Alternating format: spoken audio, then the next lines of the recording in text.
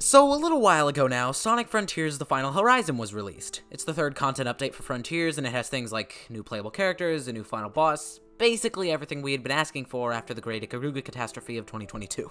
It was definitely the most hyped update out of the three that they revealed almost a year ago now, and it's free, so I, along with a bunch of other Sonic fans and YouTubers, picked it up and played through it. Now, I've unfortunately shown on my channel before that I'm comically bad at timing my videos. I've also shown that I suck at reviewing things without any recency bias. Still, I do run a Sonic channel.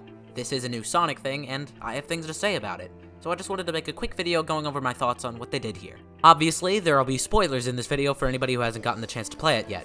With that said, let's just get into it. So, first of all, they fixed the game's biggest issue, an absolutely game-breaking oversight that made the game near unplayable. They added some decent anti-aliasing to the save icon demonstration screen. This is the best thing to ever exist. When you first boot up Oranos Island, you'll notice this huge gold ring right at the start, which kind of resembles the teleportation rings from the Sonic movies. When you enter it, you're transported to another story, which is just the alternate ending. This means if you still want to play the old, weird ending, that's still an option. So it hasn't become lost media like we all expected. Which is nice, I guess. If you like bullet hell, this is still here. What happens is this. Sage says that she can turn Sonic's cyber corruption into power, so she brings Sonic's friends back so they can seek out the Chaos Emeralds while she stabilizes the corruption. The writing's as good as ever too. I mean, of course it is, Flynn worked on it, but still, quite well done. Obviously, Amy, Knuckles, and Tails are the other playable characters, and it is really nice to see them back. The last time a truly mainline Sonic game has had any of these characters playable was over 15 years ago now.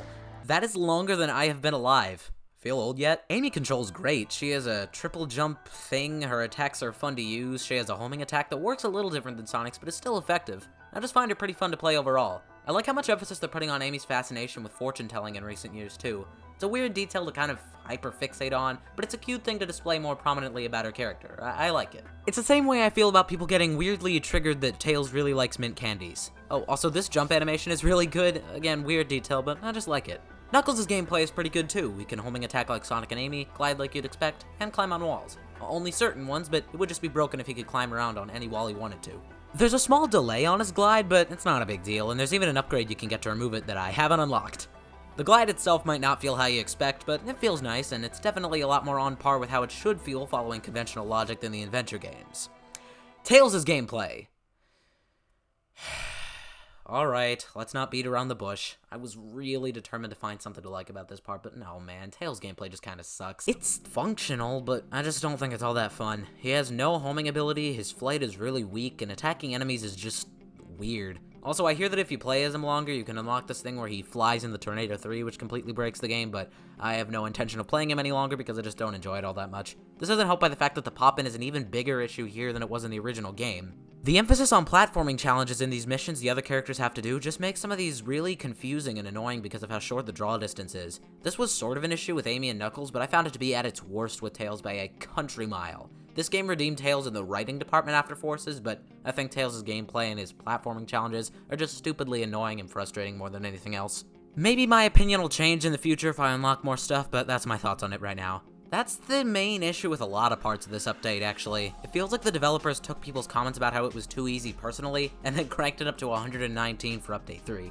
You'll have an actual legitimate challenge in here, and that's pretty fun, but then you'll have stuff like this thing, which I shall now be coining as Knuckles' ominous block of death, and a chore it is. I'd like the challenge more if it was just that, and not mixed with cheapness. Still, I like how tough it is. Also, there's this one obstacle in the game that kinda reminds me of this thing from Sonic and the Secret Rings. I'm not a big fan of that game, but the difference is that this game is actually good, so I enjoy it. It doesn't really matter, but I noticed it and thought it was funny. There are also these parts where you switch back to Sonic and you have to climb towers like you do on Rhea Island. Like everything else, these are tough, but I actually like them a lot. Unlike most of the platforming challenges in the regular game, you actually have to use what makes Sonic so fun to control in order to progress here, as opposed to just grind, dash ring, spring, rinse, and repeat. Some of these seem to have been designed around the default jump deceleration though, which was tough to adjust to. And like I said, they're still hard, but fun. At the top of these towers, there are 5 Coco, who'll give you different challenges to do.